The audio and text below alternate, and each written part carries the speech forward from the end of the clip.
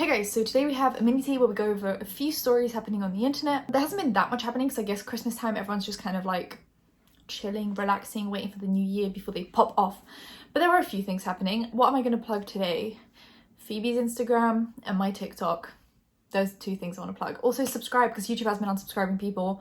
It's kind of a mess, it's kind of a problem. I've been talking to a lot of YouTubers, it's a huge issue right now, and it says it in our creator studio. So it's not like we're making this up because it's literally, it says it in our creator studio that YouTube is removing bots or inactive accounts, but it's like in the process some active accounts get removed. Like just because someone doesn't watch all of my videos doesn't mean they're not like an active watcher. They might watch every other video, every other video, but let them be subscribed, please. So just make sure to scroll down, they still are subscribed and your post notifications are on.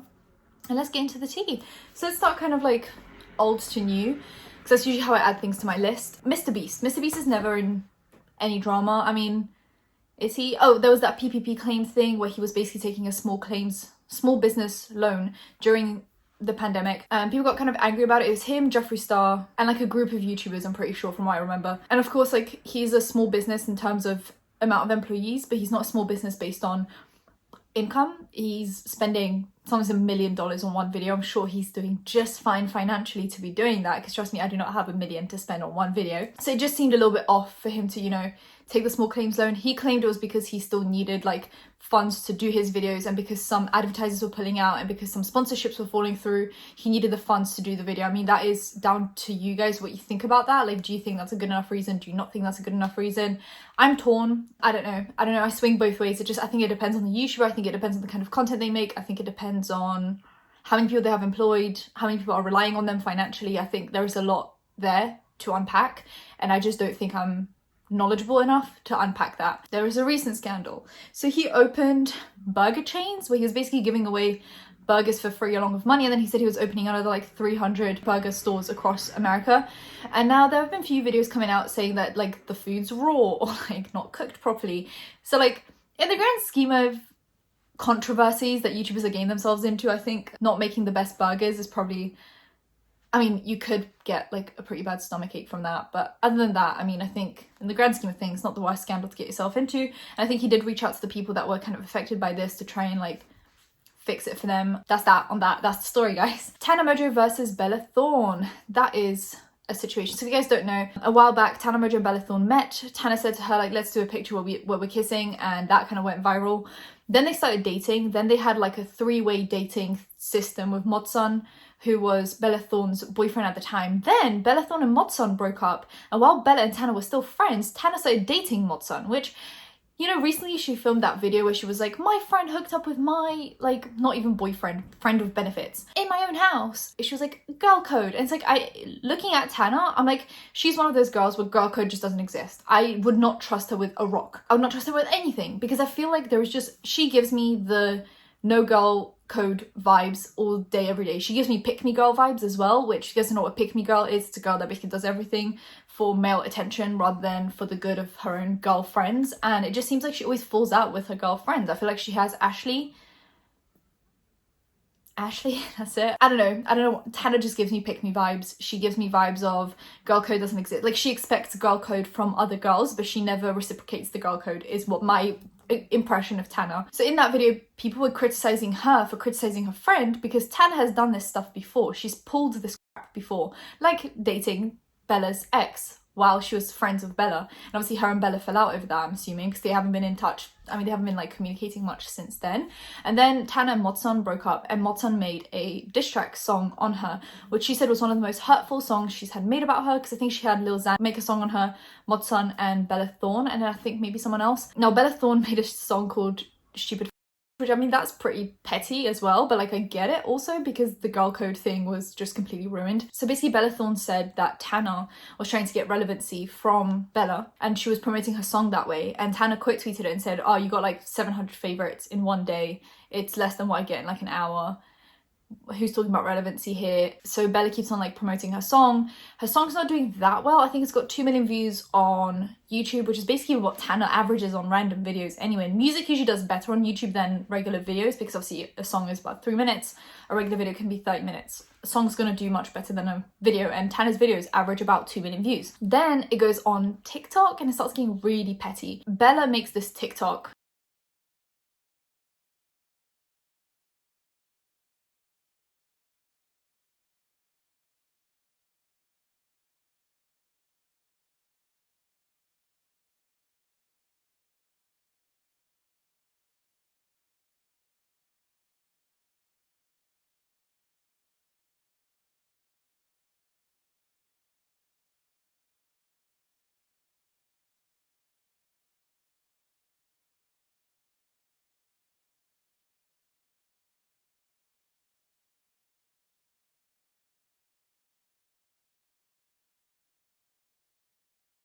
It was really cringy. Like, I'm not on either side here. I think Tana gives me pick-me-girl vibes. Bella did her own stuff that I'm gonna get into. Both have done stuff. Like, I'm not even playing favorites here. I don't care. But Bella's TikTok was really, really cringe, and it just made me like, oh, we can't even side with you because this was really cringe.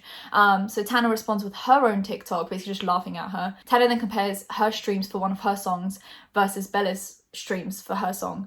It gets really petty. To do with Bella, like, many people are kind of angry at Bella right now, so I'm assuming that's why maybe more people are going to be supporting Tana in this. Even though Tana's problematic, she's everyone's problematic fave. It's kind of like the general term that she's now acquired. It's kind of what Shane Dawson had for a while. It was like this like shield that those kind of people hide behind, where it's like, oh, I'm a problematic fave, I'm allowed to be problematic, and then it kind of crosses the line and people go, whoa, we were okay with all of this stuff, but this is too far. Even though all of it is probably too far, because for a while Shane Dawson was untouchable and like nothing much changed. I feel like that's a whole other conversation I've had in my head. If this was 2 years ago, Shane Dawson was untouchable. If you mentioned the blackface, if you mentioned any like really messed up jokes he made, people would be like, oh, it's just humor, why are you being so sensitive? Your videos would get a really bad like to dislike ratio if you ever criticized him. So most people were just kind of like, I guess he's okay. And then nothing new came out. Like, if you think about why Shane Dawson got cancelled, it was over nothing new. Like, yeah, he stepped out of line and he kind of like mentioned the beauty community, but usually he wouldn't get cancelled for that.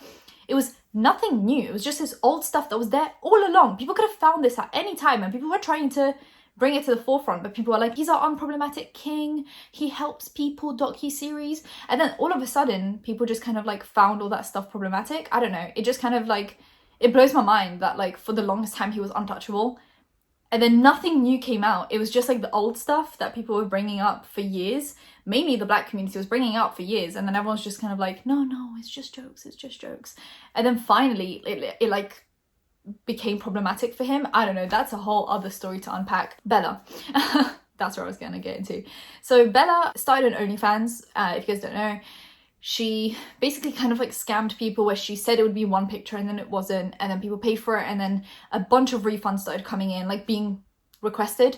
So OnlyFans decided to kind of like cap how much you can take out, like limit how much people can put on like their pay-per-view kind of a thing. It really screwed with a lot of people who rely on OnlyFans as their main source of income. So everyone was kind of angry at Bella Thorne, and she said that she would use this basically to like bring up more OnlyFans people. Basically, she would do like shout outs or just try and like give more people a chance to grow on OnlyFans to make sure that they can also make really good money from OnlyFans. And now I think since then she's only done it once. People like Mia Khalifa, who's obviously really big in the industry, she came out and said, look, I'm just trying to help you, but what you're doing is really scammy. So Mia actually DM'd her and said like, look, you charge people for this one picture and then you charge them for it again, and you can't see what the picture is before you pay for it. So it's like, it would have like a little caption. You pay for it and then you see the picture. So like someone could post the same picture twice and you'd have to pay for it twice without knowing what it is, which then kind of makes more refunds come in and it screws with people even more. So Mia basically messaged her and said like, look, you're a really bad look for the community. Everyone thinks that we're scamming people anyway. Like, this is a really bad look for the community, for us to look legitimate and look like, you know, like to gain the respect that we deserve. And Bella was just like, oh, like if you want, I'll just give you your like 1 month free. It was just bad. So then Mia started replying to Tana's tweets, basically going like, look, I tried to help her and she's not listening. And then, if that wasn't enough, Bella went on her Instagram story, and after seeing that a bunch of celebrities are starting OnlyFans, because it's kind of like become a thing where more celebrities are starting OnlyFans, she goes on Instagram basically saying like, oh look, everyone's copying me now. Okay, sure. So now looking at that, obviously Tana's problematic, but she's been problematic for a long time. And I feel like at this point, people's standards for her are really low. But with Bella, people, it just kind of came out of left field and people are just like, what's happening? So I don't know if there's really a favorite that you can pick in this story, but that's what's been happening. And then actually Tana went on the BFF podcast with Josh and Dave Portnoy, where she talks about a few things, including the Bella Thorne drama. Then actually Imari tweets this about Bella Thorne, basically just saying like, stay in your lane. There's been a lot of back and forth between them. I mean, I don't have a side here that I want to pick necessarily. I mean, both are kind of like, yeah, I don't want to pick a side. But that's just what's been happening. You guys pick a side instead. Trisha Paytas recently, her Instagram was deleted. So if you go on it, it's not like it's been suspended or anything. Like, it's actually just fully gone. And I think it's because she's been promoting her OnlyFans content on Instagram. Now, Instagram is one of the more strict social media platforms, along with YouTube. I feel like YouTube and Instagram have a very strict guideline system where like one step out of line and that's it. Twitter allows you to post anything. Like, people are promoting their OnlyFans on Twitter all the time, and it's perfectly fine. So Twitter's definitely more relaxed with the kind of content that they allow on the platform, because Instagram's owned by Facebook. Facebook's the same way, like, it's very strict. And I'm assuming because Trisha was posting like promo for her OnlyFans, it got removed. So she has a backup account that she's now using until she possibly gets her Instagram back. But I know there's like a slim chance of her getting her Instagram back, allegedly. I think that's how it, like, once they ban you, it's kind of hard. So she has her backup account where she's just basically been saying, like, I have no connections at Instagram, like, I don't know what to do. And there was a tweet that was being put out basically just saying, like, Trisha Paytas had her Instagram removed, and it had like a little celebration emoji. And James Charles actually liked that tweet, which was obviously shade, because him and Trisha have been fighting back and forth for a while now. And she's been saying some like pretty awful things about him, whether he deserves it or not in your opinion. I think she's been saying some like kind of awful stuff about him.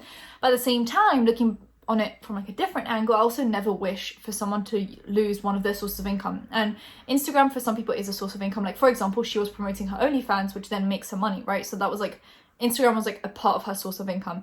And it's kind of like wishing for someone to lose like a job or something. And then looking at it from a different side, people think Trisha shouldn't even have a platform. So like, it can really swing both ways. I mean, like, should she be allowed a platform? I think that's down to you. I think if you believe that everyone's allowed to have a platform and you just choose to not watch them, that's one thing. But some people believe that some people should be deplatformed, so that their opinions and their like problematic views don't spread wide and influence more people. So some people are going to say James Charles is in the right. Some people are going to say Trisha is in the right. It really just swings both ways. Trisha then tweeted this about James because she was kind of angry, as you can probably tell. Trisha for a while has been shadow banned on multiple things. Like, even Twitter, with their very relaxed rules, they don't delete her content, but she's definitely shadow banned. Like, if you type in Trisha Paytas on Twitter, you're going to see a lot of tweets about Trisha Paytas, but like, her account isn't going to pop up as the first thing. Usually I have to go into like replies to her tweets and then click on her account. So she's been shadow banned on a lot of things. I'm surprised that YouTube's still like letting her get views, because if they wanted to, they could definitely just like completely cut off her views. Then James Charles got called out recently pretty bad for a TikTok that he filmed. So it was him, Charlie, and a few other people filming like a Mean Girls, I'm looking for like a word, and my brain just completely bugged out, recreation of like the Mean Girls dancing scene with the latex Santa Claus suits, jingle bells, that one. And they're all dancing to it. There's like 3 people in the front, 3 people on the balcony behind, so they're quite clearly all in the same house. And people were not happy about it. I say people weren't happy about it. I mean, there were like a bunch of, the top comments were like, how can you do this? Like, this is disgusting. And they all have like 30,000 likes, those comments, which is like, it seems like quite a lot of people are angry. And when I heard of this story, I was like, oh, a lot of people are angry. This is bad. And then I clicked on the TikTok and it has almost 14 million likes. Like, the TikTok itself has 14 million likes. There are only 300,000, I wish I had 300,000 comments on any piece of content that I've ever posted. But if you look by comparison, it has 14 million likes. So 14 million people saw that TikTok and thought, I like this TikTok. And then there's 300,000 comments, out of which most are probably negative, but some are probably positive. So let's say 250,000 are negative. That's still 250,000 versus 14 million. Like, I don't think there is some kind of a consequence for James here. Whether you think he deserves a consequence or not, there is really no consequence here. I mean, he's gonna get called out. He's gonna get a bit of hate, a few hate comments. In the grand scheme of things, his videos are still gonna do great. His TikToks are still gonna do great. I think it's very difficult to hold someone of that size accountable. Whatever, you think about if you think he should be held accountable, I think it's very difficult to do that at James's size. I mean, at this point, even if he like really got cancelled, he could retire tomorrow and be like, I'm leaving, bye guys. I think he's so financially secure that like, cancel him, hold him accountable, do whatever you want. I just don't think it phases him at this point. So yeah, I feel like that went on like a whole different tangent. But I'm just saying, I feel like in the grand scheme of things, when I clicked on that video, I was expecting like a wave of hate, and there was a wave of hate. No, there was a wave of criticism in the comment section. But at the end of the day, that TikTok still got 14 million likes. I was expecting like, oh, maybe the TikTok got like 2 million likes, and then there's like a bunch of comments basically saying like, no, this is bad. And then I click on the TikTok and it's got 14 million likes. And I'm wondering, does it have more likes than normal because of the outrage? Is the outrage once again working in James Charles's favor? I'm just wondering. Because I feel like he usually gets about like 2 million likes per TikTok, like 2 to 5 maybe.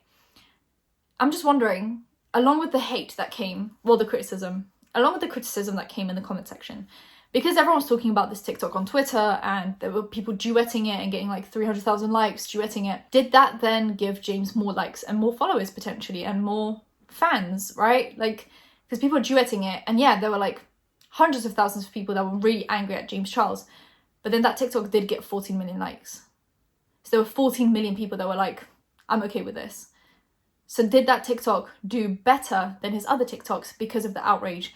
And is that why people like Nikita Dragon still do scandalous things? Because it gives them more publicity, because it gets their name around.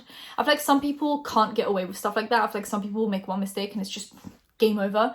And then people like James Charles and Nikita Dragon, they kind of, because I'm guessing they're at that big size now of like influencer and like, you know, they have a bunch of fans, the little stuff they do actually just helps them out. It like pushes their name out there more and more. Does that make any sense? I hope that makes sense. Recently there was a TikTok that I was tagged in, which was people are assuming it's about the Ace family, because someone's talking about how one of their family members is pregnant with one of those husbands of one of those partners from one of those very big families, and people are assuming it's the Ace family because he's been accused of cheating on Catherine multiple times. What's a piece of information that you learned that feels illegal to know? So there's this very famous YouTube couple that everybody knows because they're everywhere. They've got a perfect house, perfect family, everything.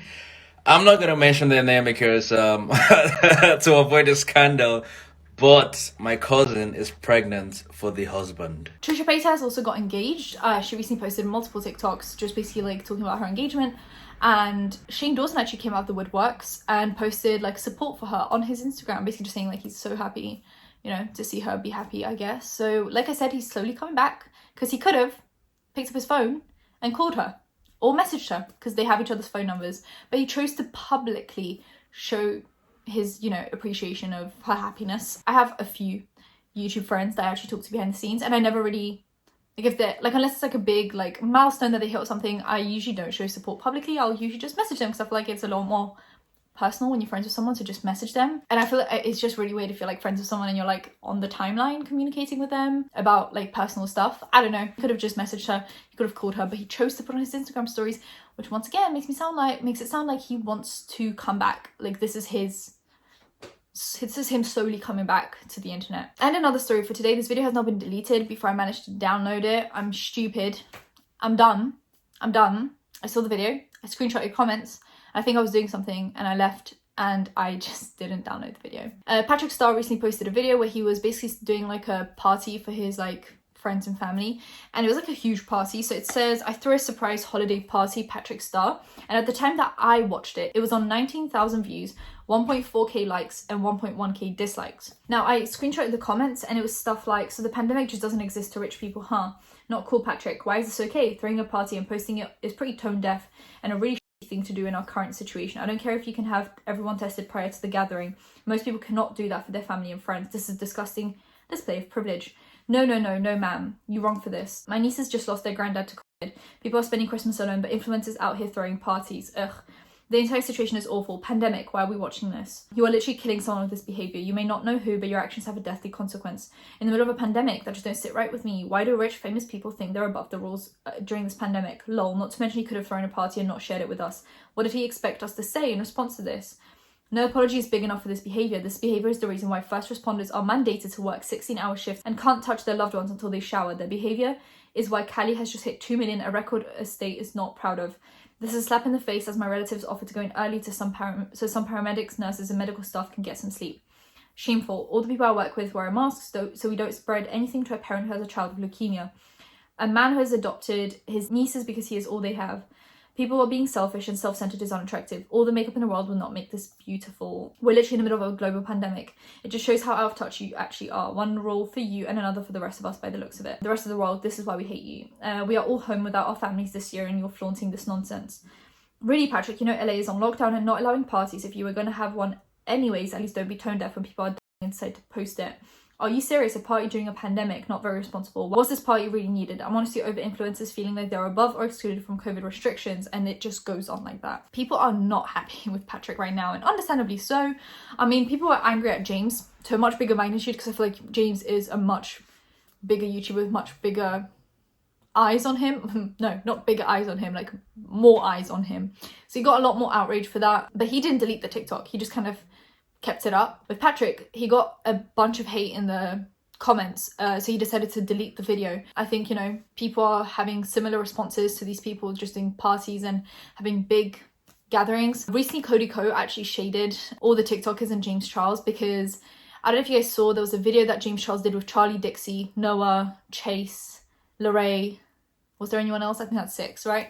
Where they basically just did like a Secret Santa thing, but they all filmed separate videos for it, which were basically very similar titles and thumbnails. And they all ended up being on the trending page.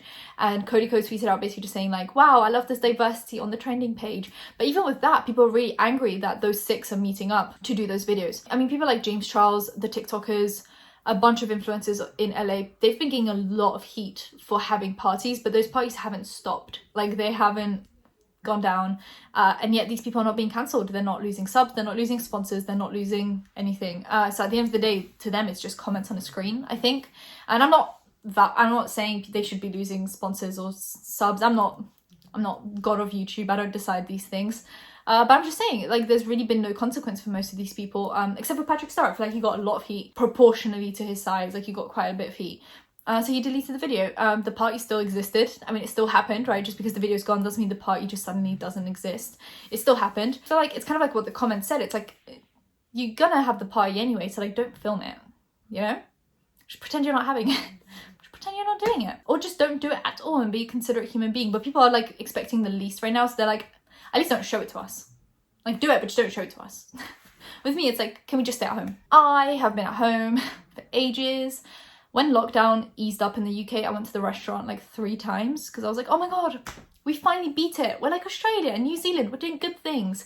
And then it just went whoop, and I was like, oh, I'm staying home, guys. Like, even before there was the second lockdown, once I saw the cases spike up, I was like, nope, I'm staying home. And then I think 2 weeks after that, we had another lockdown.